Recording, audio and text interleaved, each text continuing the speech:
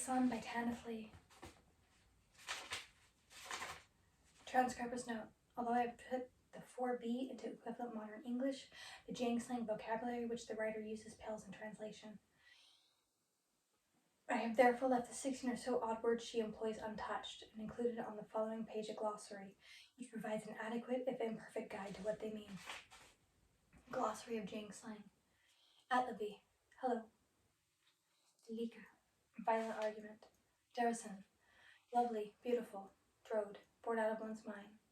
Domdik, utterly horrible, the most ghastly thing. Farathum, bloody, effing hell. Floop, C-U-N-T. Grax, balls, groshing, fabulous, marvelous, insuma, unsurpassable. Onk, mild ejaculation, example, bother. Uma, darling, honey. Umakasma, extreme term of affection, example, love of my life, not generally used. Promok, moron. I don't like that word. Salt, slow on the uptake, easy to fool. Sopa, well-groomed, applied by Jang only to non-Jang. Jang are teens. Kind of. They're like 200-year-old teens. Thaldrop, see floop. Tusky, neurotic. Vixaxin, a word never written in full in the first section of the autobiography. Though spelled fully here, the meaning, though obviously still pretty bad, is also still obscure. Zerdin, insane, nuts. Glar, early 4B title, similar to professor. The term hung on as a polite name for QR teachers at the hypno schools, but otherwise was extinct by this time. Midvrek, middle period of any vrek, lasting 40 units. Oral, 4B equivalent of a century. Split, 4B minute. Unit, 4B day. Vrek, period of 100 units, 100 days. So they do not have weeks.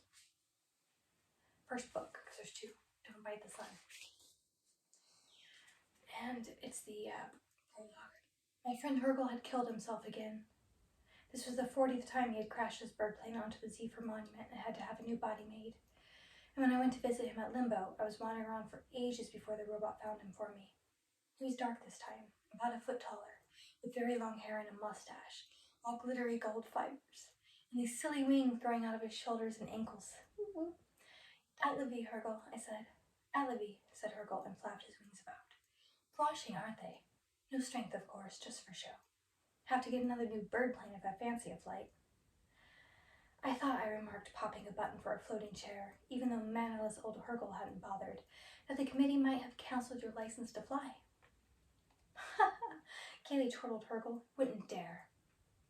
I do wish, though, you'd pick somewhere else to crash down on top of.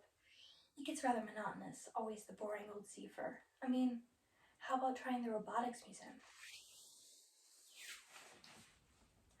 You might even manage to crack the roof, and that must be an achievement.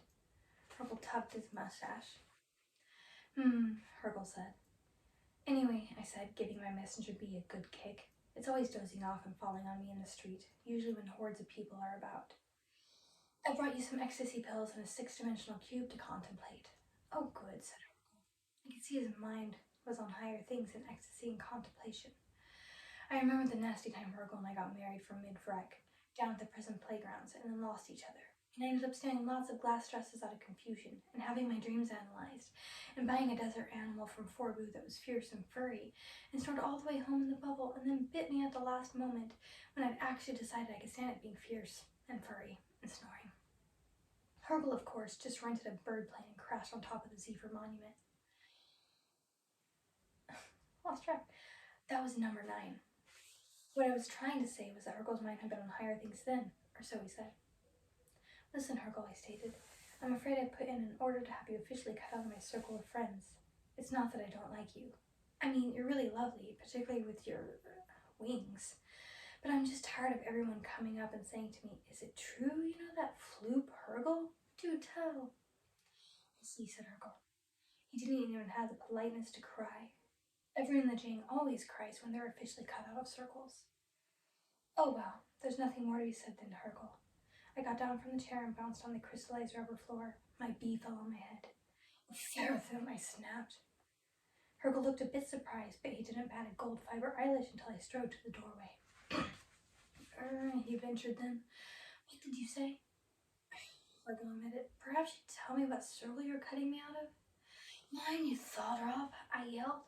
But who are you exactly? Well, I had it flashed all over the city that my new body was pale and slim, with kneeling silver hair and antenna. He just didn't try. Outside, my bee fell on me again, right in front of the robotics museum and a crowd of visitors from Forbu. I was so depressed I went and drowned myself for the 10th time in my bubble. Perhaps I could even get a duplicate of Herkel's body and really drive him Zeratin. Part 1. 1. Of course, when I woke up in the limbo tub, I changed my mind. Some quasi-robot medicine man was peering in at me. Look here, young woman. I see that is what you predominantly are. This has got to be stopped. This is the second time you've been back here in 10 units. I swam around a bit and smiled at him with my emotional response wires. The QR went away and someone came and asked me what I wanted to come out as, and by then, you see, I'd anti-Hergled myself, of course. How dramatic it would be if people actually thought I was Hergel. I don't know how to make it comfortable. What with that and that floopy bee swooning in my hair, I showed them the new me. As usual, it's depressingly lithe and glamorous. Hada and lots of other people I know nearly always makes a point of having a fat body once in a while, or spots, or something. Anyhow, this me was willow-waisted with an exotic bust and long scarlet hair. Long scarlet hair. I got into it, and it felt so odd I had to go somewhere quiet and have an ecstasy pill and forget about it for a while. Hada found me not long after. Hada, I purred. Everyone always looks nice when you're in ecstasy, even Hada, who was being fat and spotty just now, with 3 eyes. I envy Groshing again, I see. Don't you ever get a mite ill with it? No, I said. I'll take you for a meal. It must be coming up to some eating time or other, isn't it? Well, I'm hungry. I drowned just after meal 3, and this new body hadn't had a thing. We went out, Hada holding me up. I was extremely ecstatic. I rolled onto the float bridge. My awful beastly bee came rushing out after us. I just couldn't get rid of the thing. It fell on Hada this time.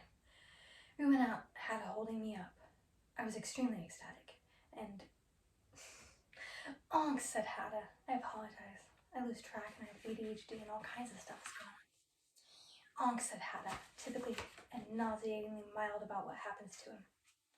I threw the bee off the bridge, but it came back again. Let's go to the fire pit. The fire pit, they say, is absolutely the place to go if you're feeling low. I almost teared up, but in the end, just before we got there, my neurotic need asserted itself and I had to get off the bridge and go steal something. It was alive, this thing, with long white fur and big orange eyes. Its whiskers got tangled up in my hair, and I gave it to my bee to hold a second or so before I got hysterical. Here we are, Hada said. We jumped off the bridge and fell about 20 feet until the electricity wave net of the fire pit neatly caught us. Hada looked apologetic.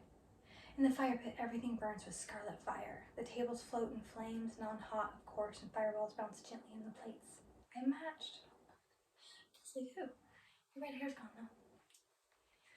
I forgot Hada said about your hair. I'd calmed down now anyway, but he shoved another ecstasy pill into my mouth just in case and then had to carry me to a couch.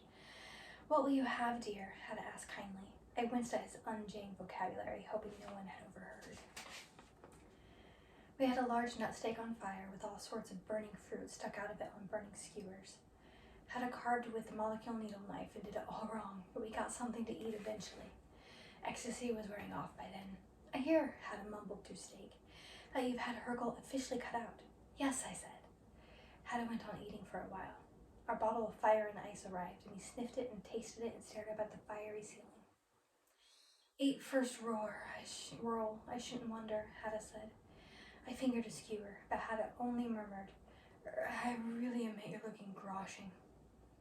Thank you. I can't say the same for you, The thing is, Hada said nervously, I haven't had love for 2 units now. I wondered if perhaps we could get married for the afternoon. Not with you looking like that, we couldn't, I said. Well, outraged pimples and a couple of tons descending on you with 3 yellow pupilless eyes to watch the effect. Look, Hada encouraged me. Can't you see that it's an essential experience to have love with a body you're not really attracted to? Why? No, I wasn't going to be bamboozled with Jang essential experience jargon, particularly from reactionary old Hada. Well, began Hada, we were interrupted. Clea and Denor had arrived with a pet animal that immediately started a fight with my white stolen thing, and therefore with my bee. In the confusion, they drew up floating fire couches and helped themselves to our nut steak. They were both male this time, with long, iridescent hair, and Denor had those silly wings like Hercules and kept knocking things off the table with them. They vaguely greeted me and began chatting with Hada. I stood up, got my white furry animal under one arm, and drained my third goblet of fire and ice. I must flit, Umas, I said gaily. Oh, but Hada began. Thank you for a wonderful fourth meal, Hada. I gushed, I'll see you next body. I flitted. Outside is one of those depressing blue crystal golden drops of sunlight afternoons. The weather is always perfect at 4B, but now and then the Jang managed to sabotage something and we get a groshing, howling sandstorm comes sweeping in past the barrier beam to cheer us all up. I'll never forget the time Denor and I, both female then, I might add, disabled the robot controller at Lookout 9A and let in a downpour of volcanic ash from one of the big black mountains outside. Floods of it for units and units. Everything went Zeradan. They had to deliver food by bird plane, and the roads were full of robots trying to dig us all out. We even achieved an earthquake once.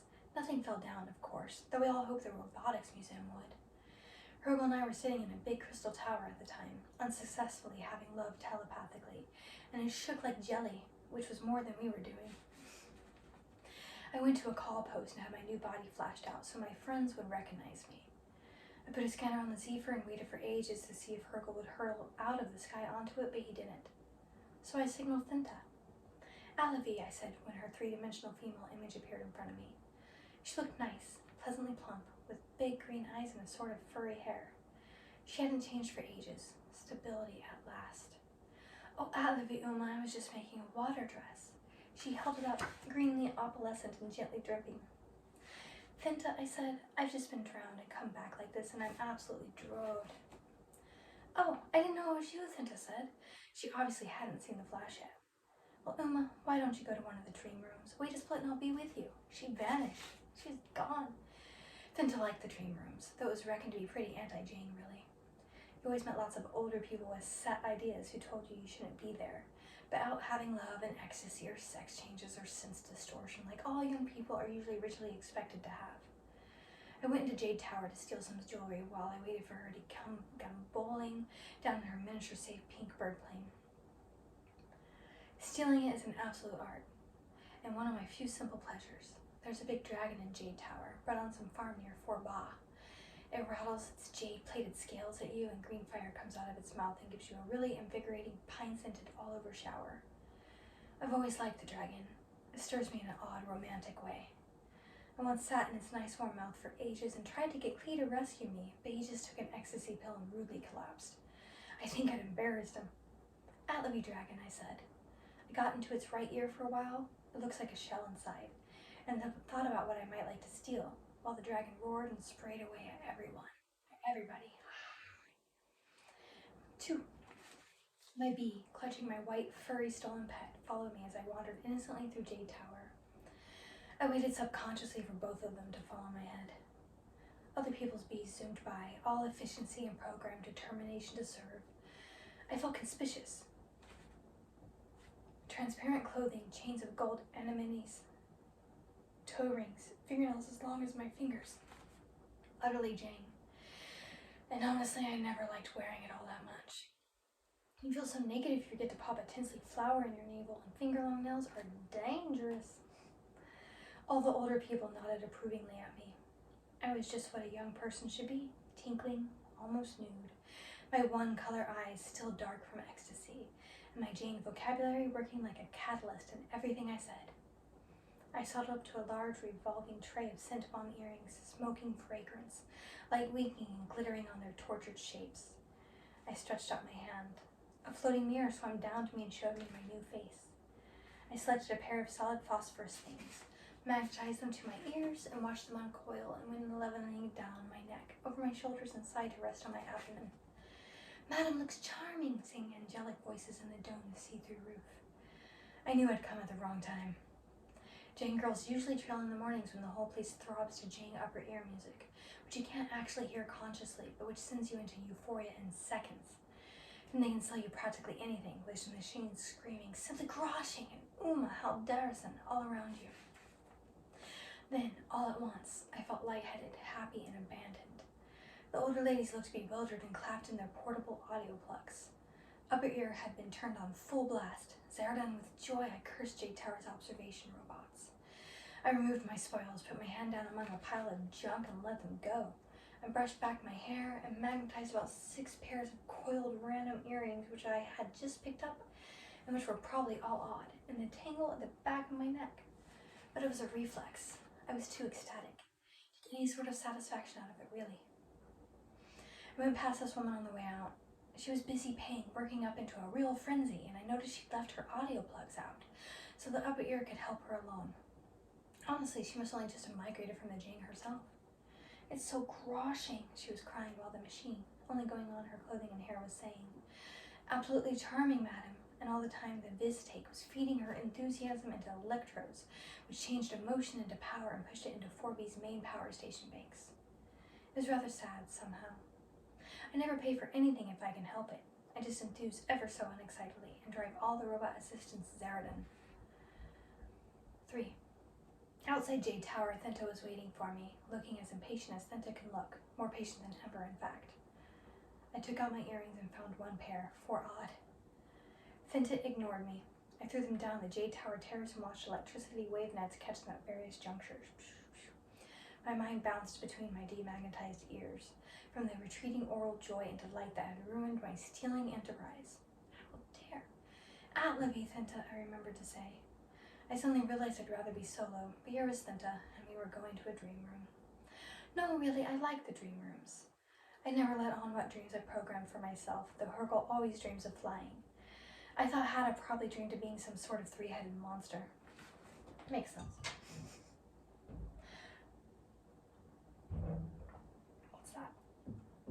What's that? Thenta asked, gazing up at my white stolen pet, kicking and hooting in the clutches of my bee. Thenta's bee moved in to help. Thenta's bee always moves in to help. It gets down.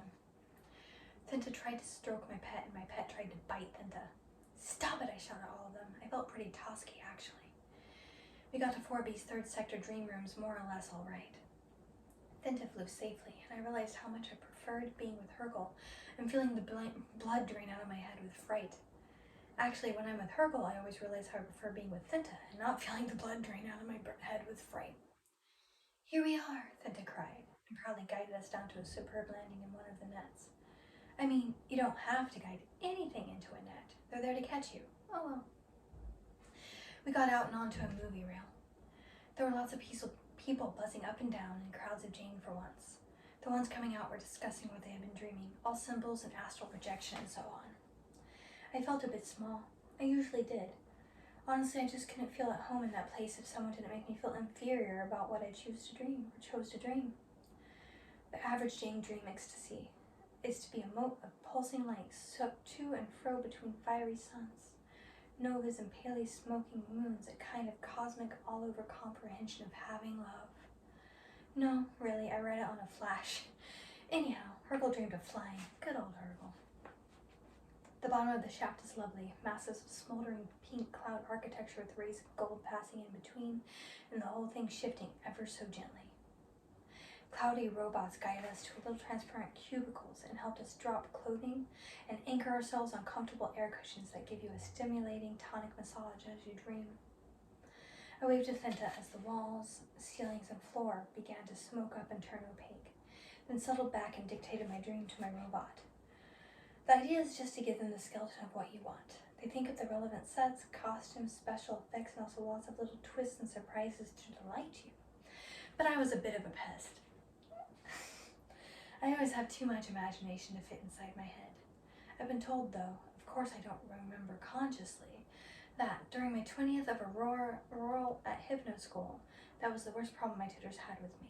I could turn a 7-dimensional geometric exercise into an epic adventure, where all the planes and double planes were really the inhabitants of a besieged citadel, fighting off hordes of triple bisectors with paralyzer beams.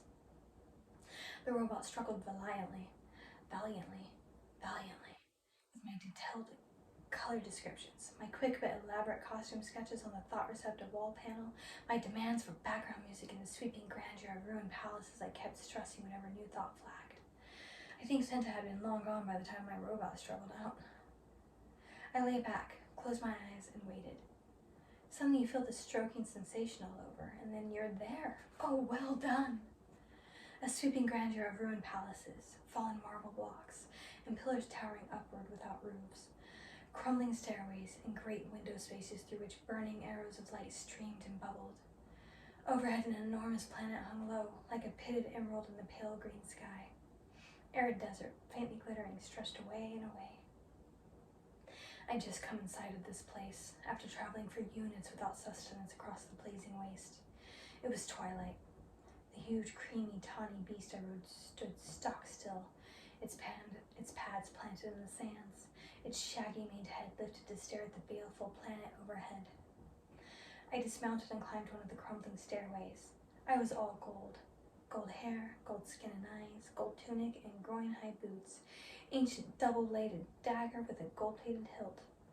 I saw my reflection in cracked glass floors and shreds of mirror. Darkness gathered. Things twittered high in the ruinous roof. 2 red candles up ahead. No, not candles, eyes watching me. I could tell there was something in this place that would hurt me if I wasn't careful. Obviously, I was fairly weak from my ordeal in the crystal deserts, but mine was an old and noble line, forged like good steel, of course. I felt no fear. What's that? But drew my gold hilt dagger and went forward through the dense viridian dusk. The eyes went out. There ahead was a terrible monster, breathing a poisonous fire that almost scorched me. I uttered ancient mystic words to protect myself from the flames and closed with it. The fighting was long and awful, naturally. But grace was in my every moment. My blade was swift and certain. What else? Eventually the thing collapsed and blew away like the desert dust, leaving only a bleached skeleton at my booted feet. I went on, and that's a bronze drop down. Too proud to struggle, I was borne upward through the tall ranks of pillar heads to a vast hollow rampart. I found a table of glass laid out with a feast of exotic foods and sparkling wines. Sure, let's have a drink.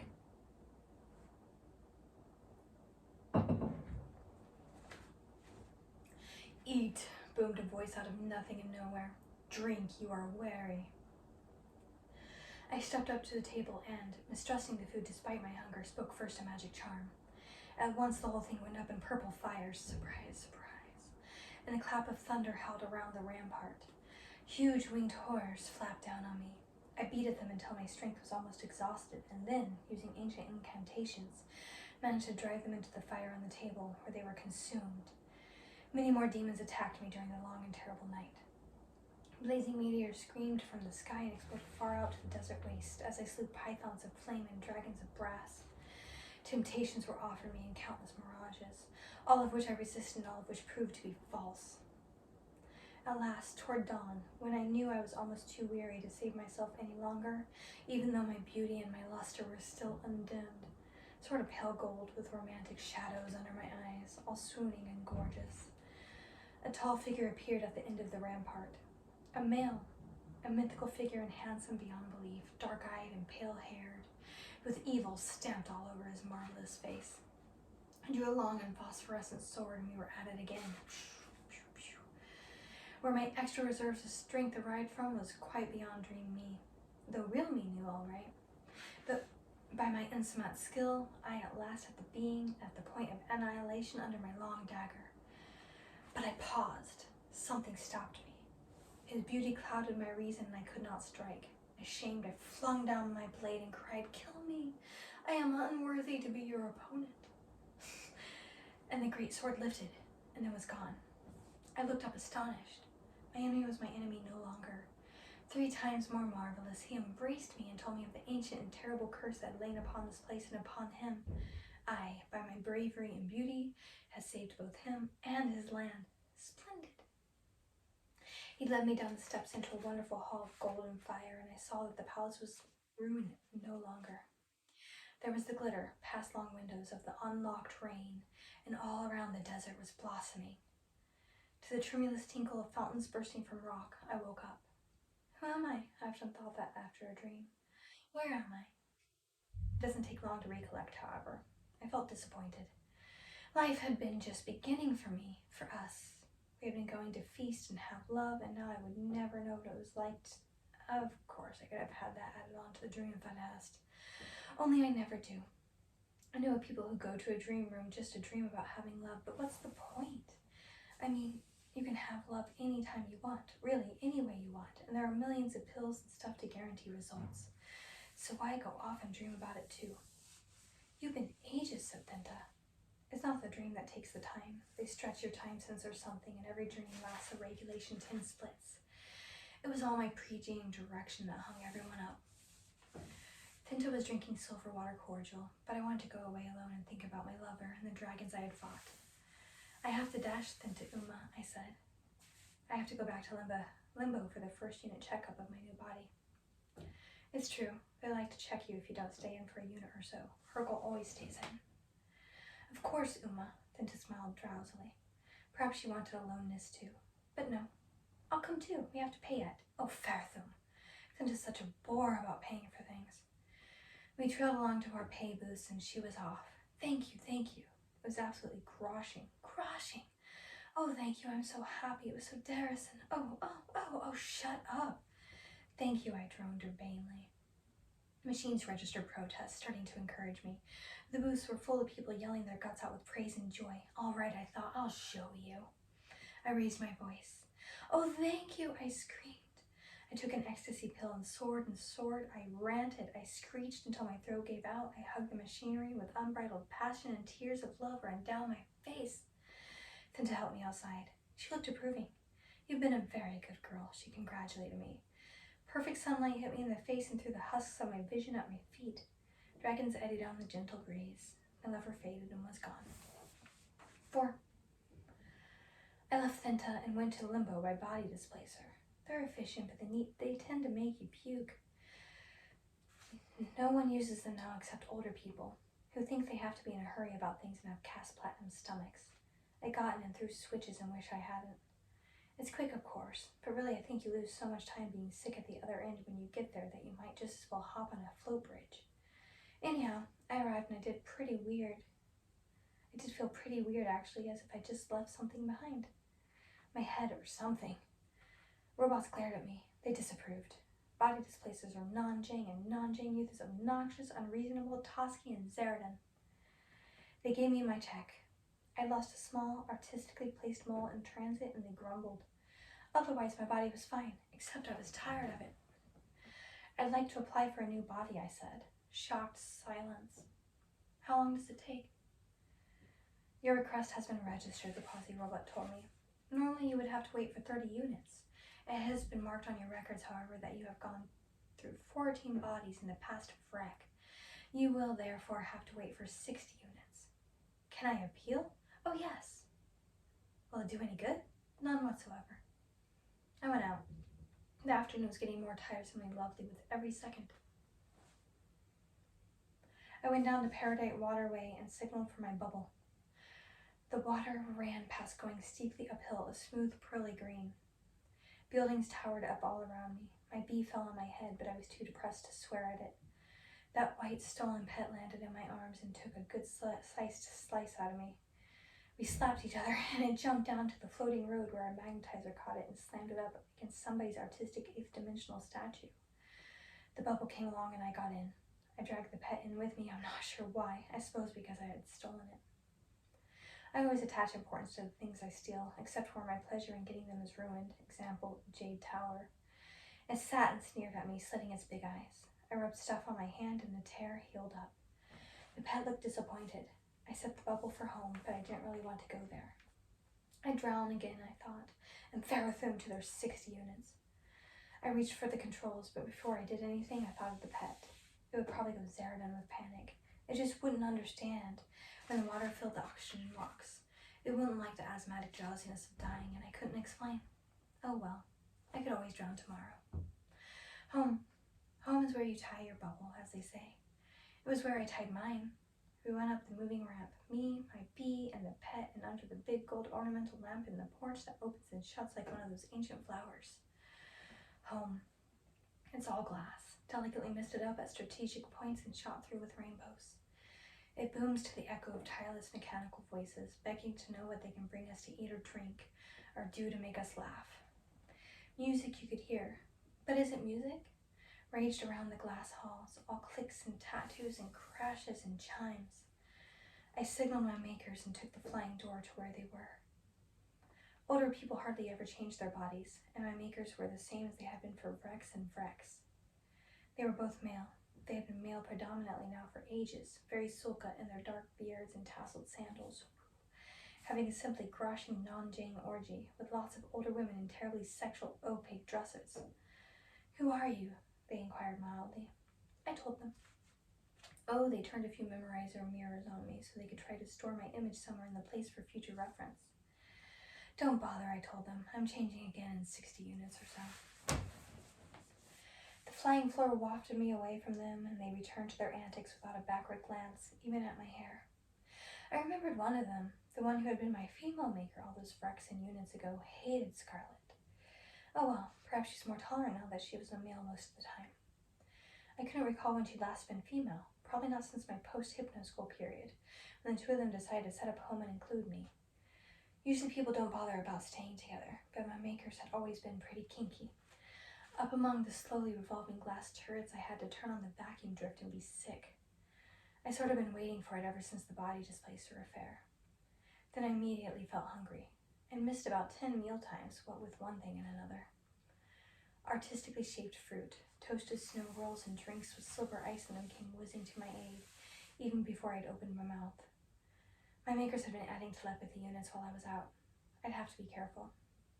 I wandered into the fur room, my feast following me on dainty crystal trays and singing atrocious little songs about how tasty it was, in case I forgot the filthy stuff was there. I settled in warm, smoky gold drifts, absent-mindedly eating it all up. I turned on the picture vision in the ceiling and lay looking up at the most absurd love rites I'd ever seen. Everyone had about 6 bodies, and they twined and twined gorgeous colors amid the heavy aroma of incense and the slow hiss of cymbals. I turned off the picture vision and had the ceiling open into a 6-dimensional cube, but you had to be in the right mood to contemplate. Sometimes you really get going with it. It sucks you in. But when you're low, it just looks a mess. I left the fur room and went to the pool. I injected myself with oxygen and swam for a long while among the waving jungle of exotic weeds at the bottom. I was a lost princess of an ancient line, seeking a monster in the turquoise depths of sun-forbidden sea. Crash! That fall-drop Klee had signaled. The 3-dimensional image of Klee and some Toski Jane party he was at carriered all over the pool. "Switch on, Uma," Klee called. "I'm tired," I said. "Go away, go away." But they wouldn't go. They were in ecstasy, but with energy pills to make them energetic at the same time. Oh, it was ghastly. I got out of my ruined forbidden sea pool, and the dancing image followed me through our neat gardens, fashioning into abstract statues and whatnot, and getting tangled up in the 5-dimensional pillars. I found the recluse switch, and the party was gone, exploded out of its non-existence back to its real existence somewhere or other. I saw the pet bounding across the gardens, a white blur through the silk of aluminum grasses. I wanted sleep.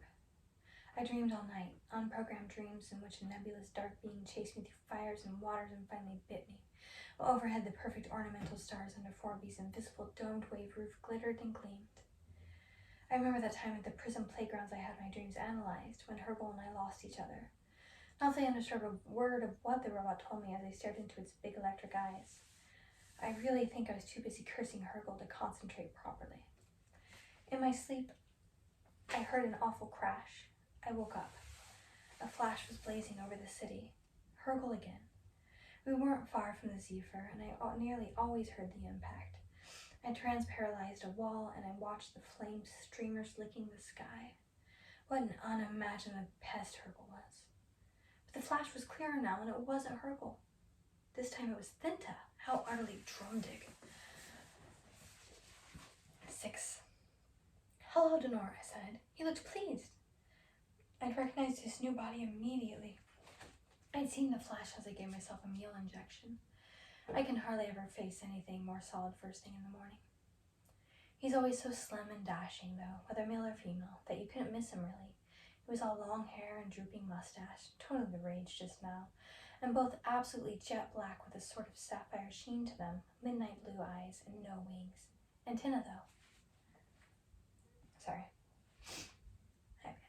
Apologies. Like me, he turned slowly around, and I admired him. He did look rather effective and was wearing a kind of a metallic second skin, with the sort of boots I'd programmed in my dream of the cursed lover. Embarrassing, I said. It was quite late morning. When I sleep on, and often till 4B gets itself dark again and turns on the starlight. Otherwise, I knock back my stay-awake pills with everybody else. Come and eat, Dinar invited. He adored food. Couldn't, I said. Oh, the Dimension Palace, then. Hadda said there's a new labyrinth on Super 7. He was so enthusiastic it seemed a pity to put out the flame, so we trailed to the palace. The committee, which is continuously bringing out reports on everyone and thing in 4B, states that the DP provides an essential outlet for negative motivational reflexes. Anyway, that's what it says on the flashes. The dimensions are, of course, interesting.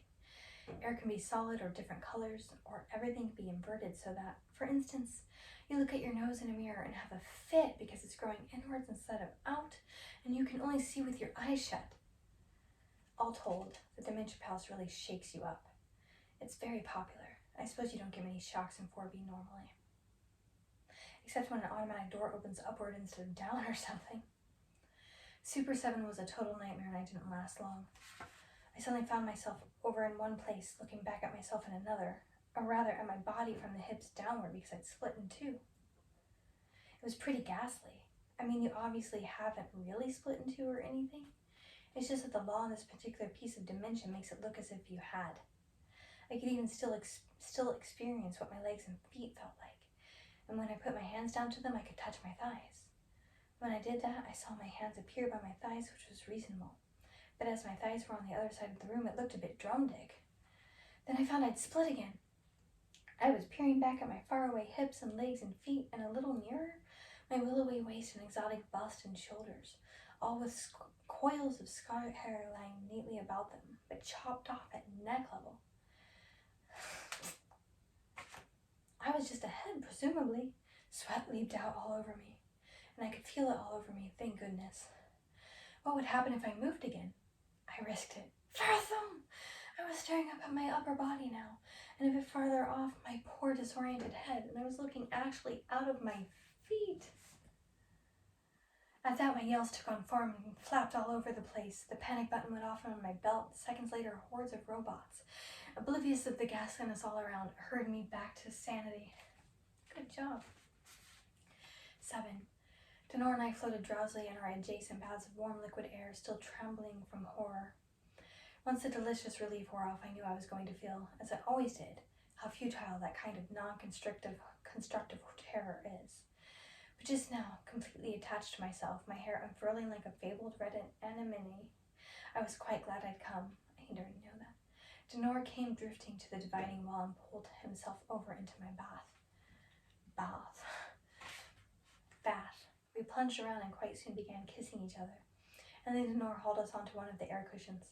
Let's have love, he suggested, making the proposition quite appealing. You know, that's only for older people, I said. It's absolutely non-Jane not to marry first. Denor rolled on his back and stared at the abstract picture mist on the ceiling. Then let's get married, he said, for mid-vrek. Mid-vrek is 40 units, and that's a long time, but Denor looked hopeful and somewhat tempting, so I agreed. We took his bubble-up purple waterway and dashed through corridors of mauve liquid, with Denor thumping the controls wildly. He seemed in an awful hurry. I bet. The Ivory Dome is a good place to marry. The quasi-robots tend to keep their opinions to themselves and not remind you all the time that on the last 6 marriages they did, people were more grateful and enthusiastic about paying before rushing off and having love. In the creamy foyer, we bought each other rings, 5 each for the left hand, and I just didn't have the heart to try to steal mine, with Denor so gallantly bawling himself hoarse in the pay booth. Is he over there? Sure. We coughed along the moving spiral to a free hall and got into all the floating white stuff you have to wear.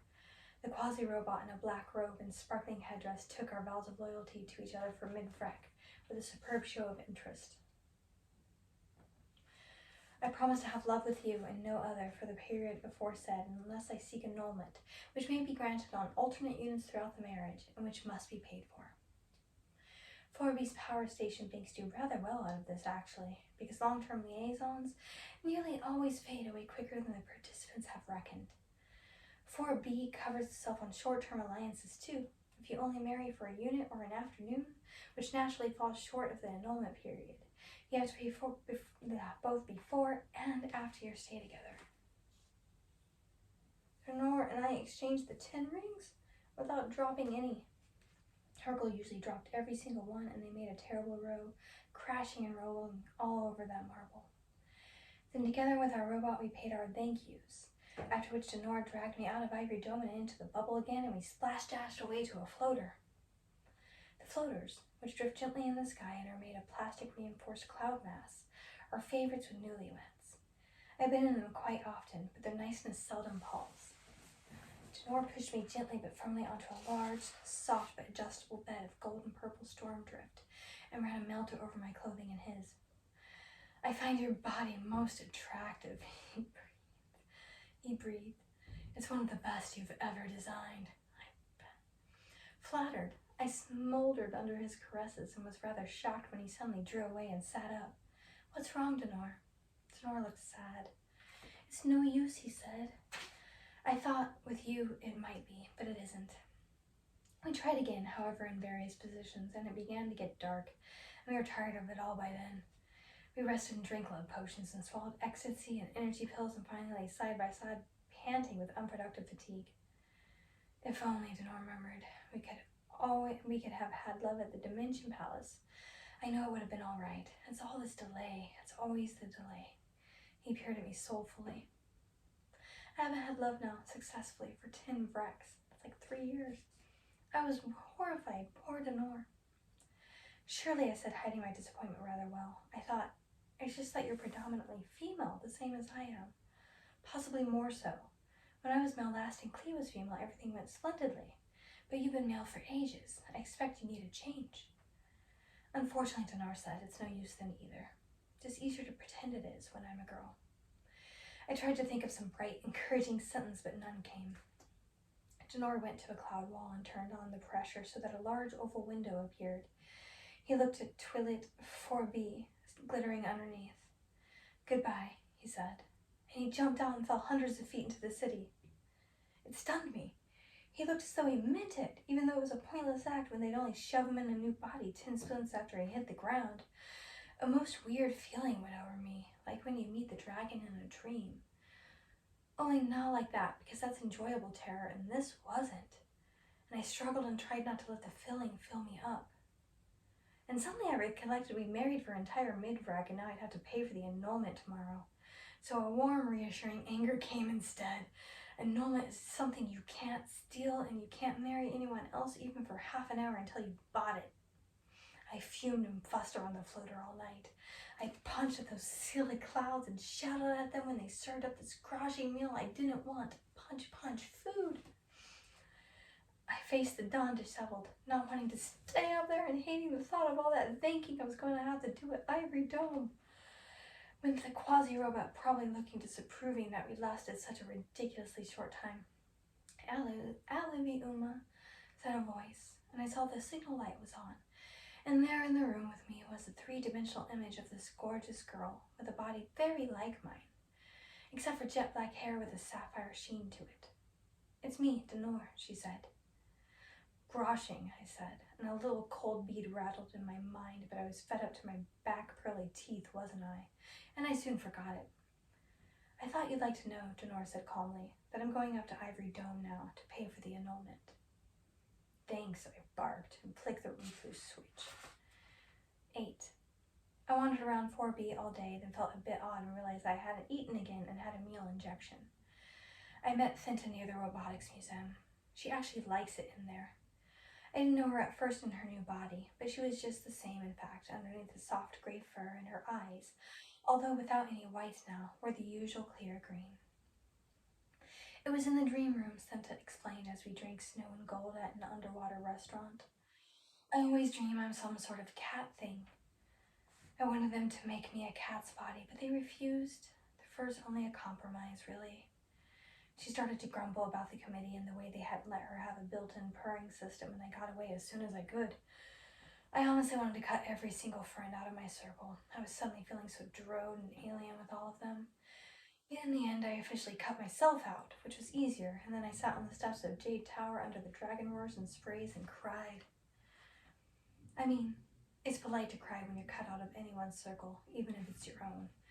But it went on and on. I couldn't stop. I think I cried all night.